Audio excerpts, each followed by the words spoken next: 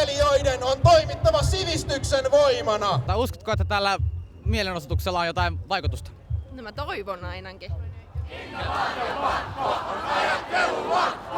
Tällä paineella niin toivon mukaan saadaan muutettua sitä parempaan suuntaan. Niin Kenen yliopisto tää on? Kenen ehdoilla mennään? isoimmat ongelmat, lukukausimaksu, kokeilu, että siitä luovuttaisiin se, että pidettäisiin huolta, että enemmistöhallinnossa on aina yliopistoyhteisöstä. Mä oon itse taistellut tämän jutun puolesta, tässä jutuissa on ollut nyt noin 2-3 vuotta. Siitä Aalto-yliopiston ensimmäisestä tuulehduksesta siitä ja mitään ei ole tapahtunut. Yliopistolaki on vedettävä takaisin eduskunnasta. Toivottavasti se mediakin kuulee.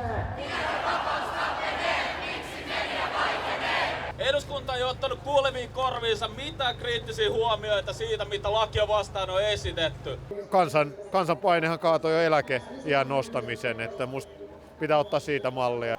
Laki ei tule tarjoamaan mitään ratkaisuja nyky-yliopiston ongelmiin. Sitten jos Aleksis Kivi joutuisi tämmöisen yliopiston kohteeksi, niin takuulla kukaan ei näkisi rahoittaja siinä mitään mieltä, että mitä se jätkä tekee. Ja se olisi ehkä vielä hyljentympi kuin aikoinaan Alkvist ja näiden muiden kusipäitten aikaa. Huudamme huolesta vapaan tiedon puolesta!